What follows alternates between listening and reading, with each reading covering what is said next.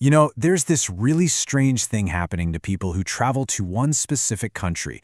They fly home, but they bring back a serious problem, a problem where the food in their own country just doesn't taste good anymore. And believe it or not, experts have actually given it a name: PJDDS, or Post-Japan Dietary Dissatisfaction Syndrome. And no, this isn't just about missing your vacation. We're talking about a real, scientifically backed shift in how your body experiences flavor, and it's happening to people all over the world. And this isn't a minor complaint. I mean, social media is just flooded with these cries for help. This quote right here, it just hits the nail on the head. It's a real feeling of loss for the tastes they had to leave behind. So you might be wondering, just how big of a deal is this? Well, the stories are pouring in from literally every corner of the globe. Let's dive into a few of these, because what's crazy is how similar the experience is, no matter where you're from. So let's start in the US. Picture this. A woman goes back to her favorite local ramen spot, a place she used to love. But one sip of the broth, and it's a total shock. It just tastes flat. She said that in Japan, every bowl of ramen tells this deep, complex story. But back home, it tasted like nothing more than hot water. Okay, now let's hop over to the UK. It's the same story, but this time with dessert. A guy orders a cake at a cafe he frequents, and he's just blown away by how sweet it is. To his palate, which had been, retrained in Japan, it was just a lump of sugar. He missed that delicate, balanced sweetness, where you can actually taste the ingredients, not just an overpowering blast of sugar. And this next one from Australia, this is where it gets really mind-blowing, because it's not even about restaurants anymore. A traveler comes home and looks at his local convenience store with totally new eyes. What used to be perfectly normal now just looked like a cheap snack stand. He couldn't get over how high quality everything was in the Japanese convenience stores, even a simple sandwich. And that is the absolute key to all of this. We're not talking about people missing some high-end, five-star sushi dinner. I mean, of course you'd miss that. The real cause of PJDS is the unbelievable, consistent quality you find at every single price point. A $10 ramen bowl, a $2 rice ball, they're all made with this amazing dedication. It's that everyday excellence that completely resets your brain's baseline for what's considered good. I know, this all sounds pretty dramatic, right? But it's not just in people's heads. There are actual, concrete, scientific reasons why a trip to Japan physically changes your body and your taste buds. It really all starts with one magical word: umami, that savory, rich, fifth taste. Well, Japanese cuisine is the absolute master of umami. Chefs create it by layering these three compounds together: glutamic acid from kelp, inosinic acid from fish, and guaiac acid from shiitake mushrooms. When they combine, it's a flavor explosion that plain old salt and sugar just can't compete with. That's the secret sauce that makes a simple broth so unforgettable. And think of it like this. You're basically putting your taste buds through a detox program without even knowing it. For a few weeks, you're eating food that has way less salt and sugar. Your tongue isn't being constantly bombarded, so it starts to become more sensitive again. You start to notice and appreciate the subtle, natural flavors of the actual ingredients. So what happens when you get home and go back to your usual diet? Well, it's a total shock to the system, and I mean that literally. People report feeling physically sick, even nauseous, when they eat their old favorite foods. It's like their body is sounding an alarm, basically screaming, "Whoa, this is not the clean, quality stuff we've gotten used to." And there's another piece to this puzzle that most people don't even think about: your gut health. While in Japan, you're constantly eating fermented foods like miso and pickles, which are fantastic for your digestion. So you feel better, you have more energy, and then you come home. That benefit disappears and suddenly you feel sluggish and kind of gross, and you can't figure out why. So, naturally, the first thing everyone tries to do is recapture that magic at home. They search for the best Japanese restaurant in their city, but they almost always run headfirst into three huge, unbreakable walls. These are the three big reasons why it's so frustratingly hard to replicate the experience. Let's break down each one, because this is where the real struggle begins. Wall number one is craftsmanship. And this is a huge one. In Japan, there's this deep-rooted cultural attitude of taking immense pride in your work, no matter what it is. The person making your rice ball is just as dedicated to perfection as a world-famous chef.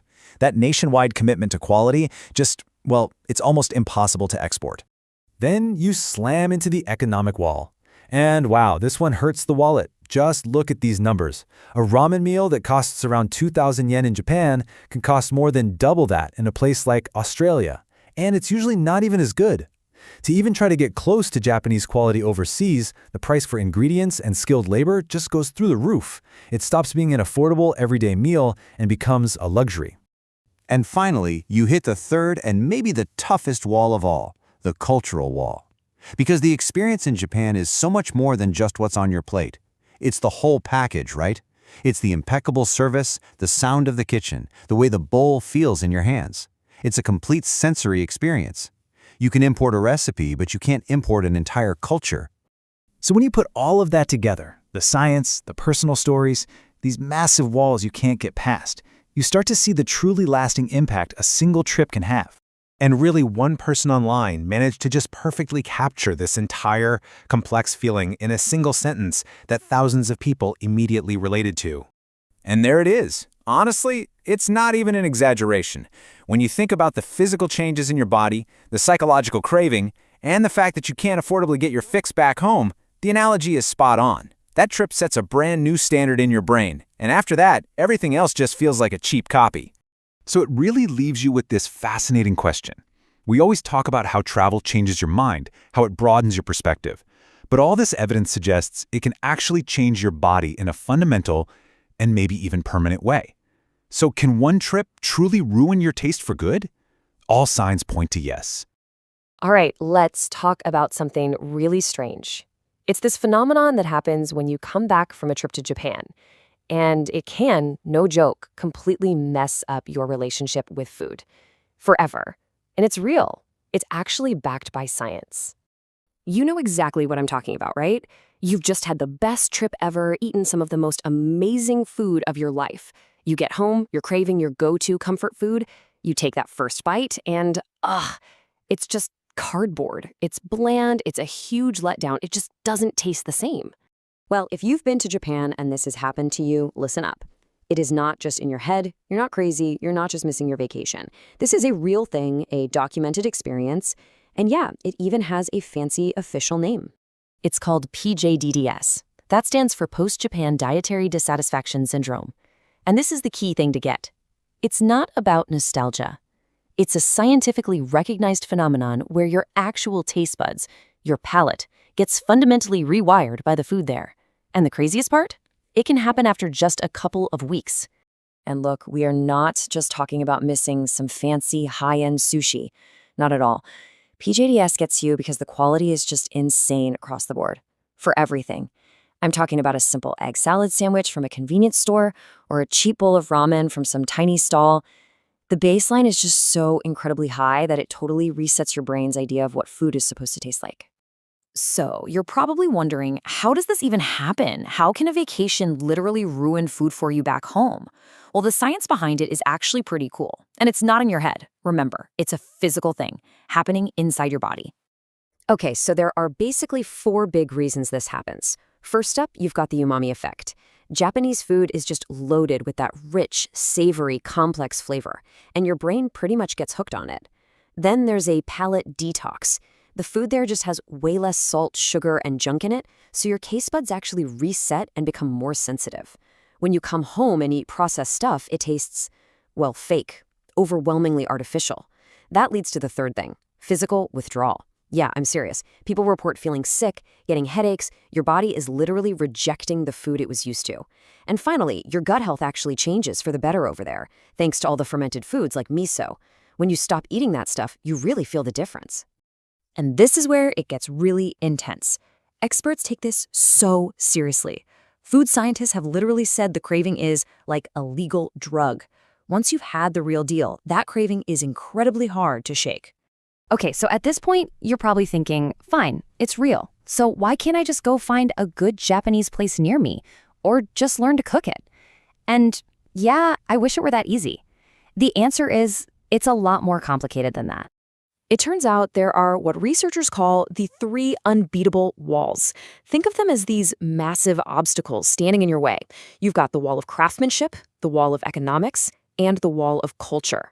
And these 3 things are exactly why it's almost impossible to recreate that perfect taste you remember. So to really get a feel for how high these walls are, let's just focus on one of them for a second, the economic one. And let's use a super simple example that everyone loves, a bowl of ramen. Okay, so look at this. It really lays it all out. This chart shows you the cost of getting ramen for two.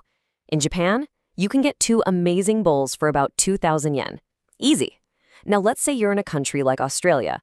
To get ramen that's even close in quality, you're suddenly looking at around 5,000 yen.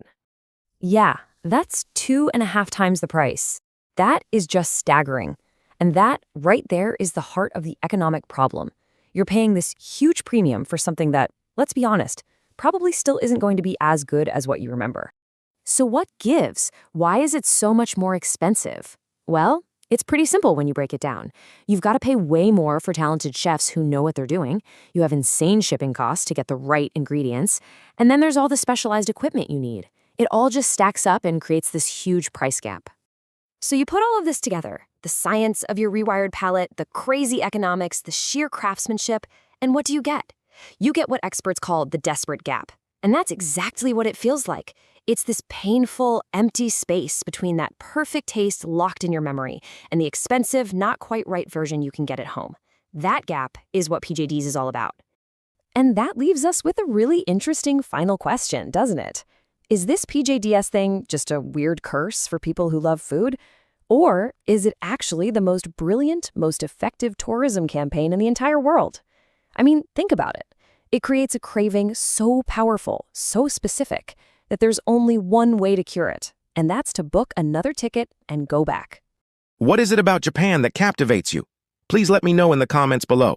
If this journey resonated with you, please subscribe to the channel, hit the like button, and stay tuned for our next episode. Thank you so much for watching.